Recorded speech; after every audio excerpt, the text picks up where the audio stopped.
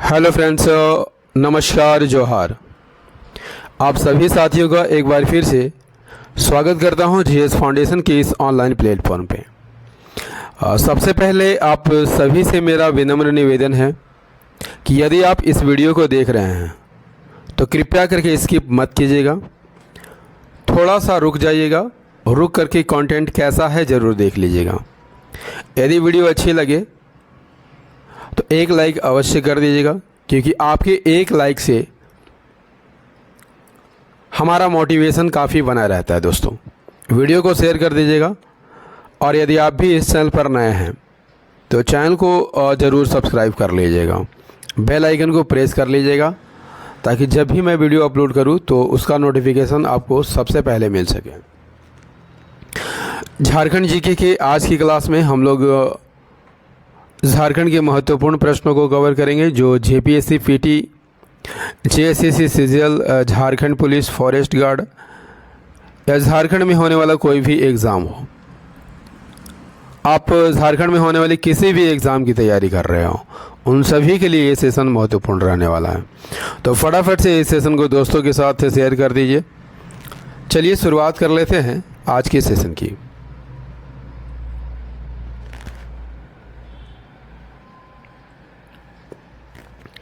पहला सवाल आपकी स्क्रीन पर क्या कहता है? संथालों में दीक्षा संस्कार को किस नाम से जाना जाता है? संथालों में दीक्षा संस्कार को किस नाम से जाना जाता है? सही आंसर हो जाएगा चाचो छठियार के नाम से जाना जाता है। संथालों में दीक्षा संस्कार को किस नाम से जाना जाता है? चाचो छठियार के नाम से जाना जाता है। संथाल समाज में नातेदारी कितने प्रकार की होती है? 2 प्रकार की नातेदारी होती है। संथाल समाज में बाल विवाह की प्रथा नहीं होती है। जीजा साली विवाह, देवर भौजाई की का जो विवाह है उसे मान्यता प्राप्त है। विधवा विवाह भी इसमें प्रचलित है। तलाक की प्रथा भी पाई जाती है।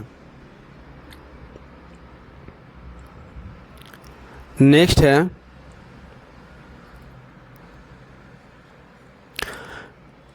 जनसंख्या की दृष्टि से झारखंड की चौथी सबसे बड़ी जनजाति कौन है?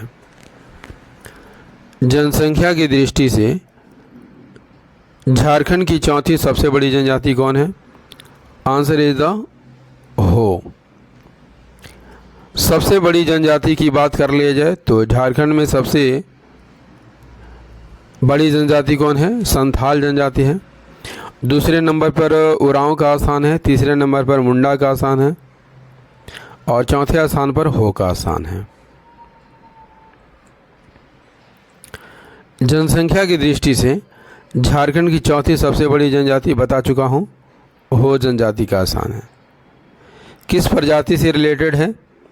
प्रोटो ऑस्ट्रेलाइड श्रेणी में आते हैं। संकुल क्षेत्र कहाँ है इनका? कोल्हान है। ठीक है। और इनकी भाषा क्या है? इनकी भाषा जनजाति के नाम पर ही है, हो भाषा। नेक्स्ट क्वेश्चन है,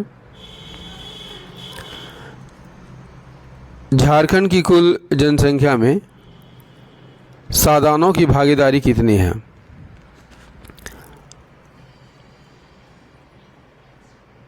झारखंड की कुल जनसंख्या में सादानों की भागीदारी कितनी है? सही आंसर हो जाएगा 60% है। सादानों की भागीदारी कितनी है? 60% है। सादान की बात कर लिया जाए तो सादान शब्द जो है नागपुरी भाषा का शब्द है। ठीक है। और सादान कौन है? आर्य हैं। नेक्स्ट है,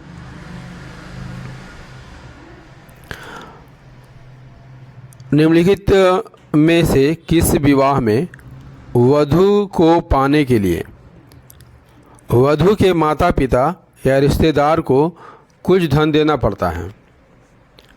वह कौन सा विवाह है? किस विवाह में वधू को पाने के लिए वधू के माता पिता या रिश्तेदार को कुछ धन देना पड़ता है? सही आंसर हो जाएगा क्रय विवाह में। ठीक है, क्रय विवाह में। क्रय विवाह में क्या होता है? वधू को पाने के लिए वधू के माता पिता या रिश्तेदार को कुछ धन देना पड़ता है। ठीक है। संथालों में क्रय विवाह को क्या कहा जाता है? सदाई बापला कहा जाता है। हो जनजाति में आंधी कहा जाता है। खड़िया जनजाति में असली विवाह कहा जाता है और बिरहोर जनजाति में इसे सदर बापला के नाम से जाना जाता है। नेक्स्ट क्वेश्चन है पाइका क्या है? तो पाइका एक नृत्य है। पाइका क्या है दोस्तों? पाइका एक नृत्य है। ठीक है। और इसमें सैनिक जो है इसमें नृत्य जो डांस करते हैं वे सैनिक पोशाक पहनकर डांस करते हैं। पाइका का अर्थ क्या होता है? पाइका का अर्थ पैदल सैनिक होता है। यह पुरुष प्रधान नृत्य है।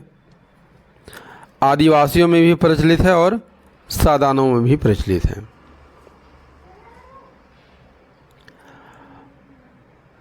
पाइका नृत्य के अंतर्गत जो है 5, 7 या 9 के जोड़ों में पुरुष सैनिक वेश धारण करके और हाथ में तलवार और दूसरे हाथ में शील्ड को लेकर डांस करते हैं, नृत्य करते हैं। इस नृत्य में पगड़ी और कलगी लगाना अनिवार्य होता है। दोस्तों याद रखिएगा, यहाँ पर पद्मश्री से सम्मानित रामदयाल मुंडा है। रामदयाल मुंडा ने रूस में आयोजित भारत महोत्सव में कब 1877 में पाइका नृत्य का नेतृत्व किया था। क्लियर। नेक्स्ट क्वेश्चन क्या कहता है? झारखंड के किस जिले में उर्स मेला का आयोजन किया जाता है? झारखंड के किस जिले में उर्स मेला का आयोजन किया जाता है? आंसर इज द गुमला जिला। गुमला जिला में उर्स मेला का आयोजन किया जाता है। उर्स मेला का आयोजन कहाँ किया जाता है? गुमला जिले में किया जाता है। नेक्स्ट है, कहता है कि झारखंड के पलामू किला के संदर्भ में कौन सा कथन सही है? ठीक है। पहला कथन है, चेरो राजाओं ने लातेहार में इस किले का निर्माण कराया। यहाँ 2 किले हैं, नया किला और पुराना किला। ये कथन बिल्कुल सही है। ठीक है। दूसरा कथन क्या है? पुराने किले का निर्माण प्रताप राय ने, जबकि नए किले का निर्माण मेदिनी राय ने कराया है। ये भी कथन यहाँ पर सही है। तीसरा है, यह अमानत नदी के तट पर है तथा इसका मुख्य आकर्षण नागपुरी दरवाज़ा है। इस किले के भीतर दाऊद खान ने 1761 में मस्जिद बनवाया है। चौथे कथन में आपको 3-4 कथन दिए हुए हैं दोस्तों। यहाँ पर लिखा हुआ है यह अमानत नदी के तट पर स्थित है। ये बिल्कुल गलत है दोस्तों, क्योंकि यह औरंगा नदी के तट पर है। किस नदी के तट पर है? औरंगा नदी के तट पर है। तो यहाँ पर 2 ही कथन सही है, पहला और दूसरा। Answer is the option A is the correct answer.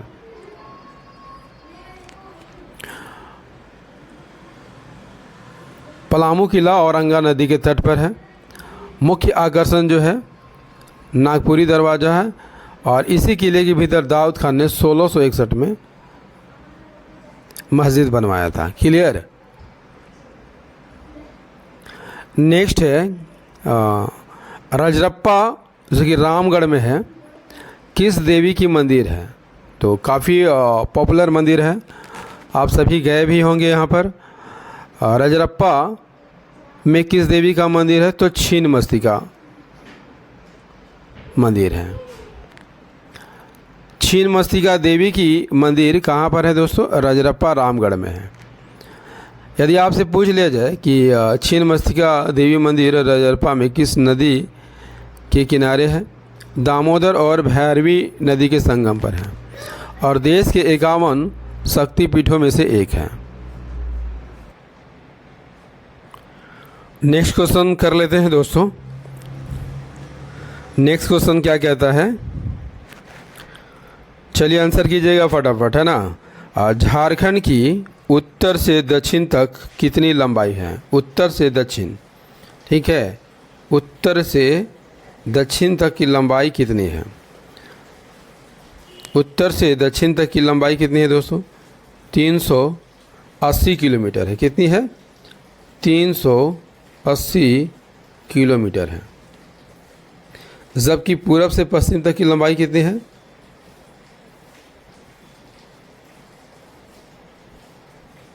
जबकि पूरब से पश्चिम तक की लंबाई कितनी है दोस्तों? 463 किलोमीटर, ठीक है।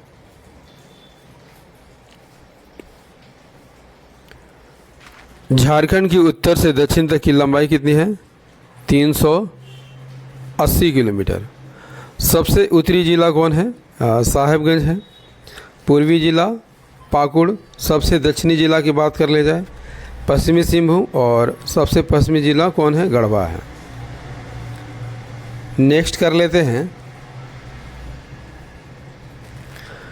क्षेत्रफल की दृष्टि से झारखंड की सबसे बड़ा प्रमंडल कौन है? झारखंड का सबसे बड़ा प्रमंडल कौन है?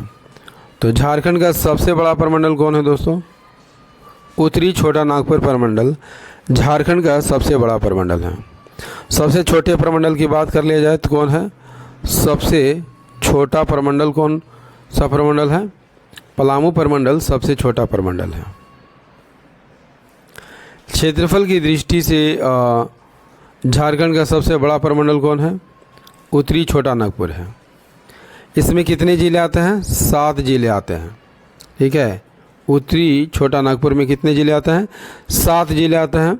चतरा, हजारीबाग, कोडरमा, गिरिडीह, धनबाद, बोकारो और रामगढ़। क्लियर। जबकि पलामू प्रमंडल में कितने जिले आते हैं? 3 जिले आते हैं। कोल्हान प्रमंडल में भी 3 जिले आते हैं। पूर्वी सिंहभूम, पश्चिमी सिंहभूम और सरायकेला खरसावां, ठीक है। संथाल परगना में 6 जिले आते हैं। जबकि दक्षिणी छोटा नागपुर में कितने जिले आते हैं? 5 जिले आते हैं। क्लियर।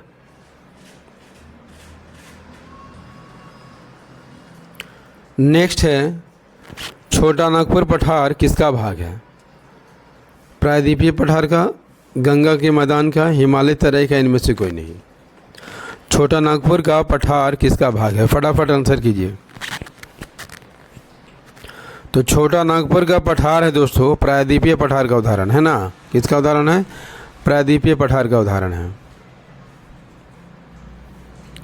देखिए यहाँ पर व्याख्या देख लेते हैं। छोटा नागपुर का पठार जो है प्रायद्वीपीय पठार का भाग है ना, और प्रायद्वीपीय पठार के उत्तर पूर्वी भाग में यह स्थित है। यह संप्राय भूमि है। इसे खनिजों का गोदाम भंडार भी कहा जाता है।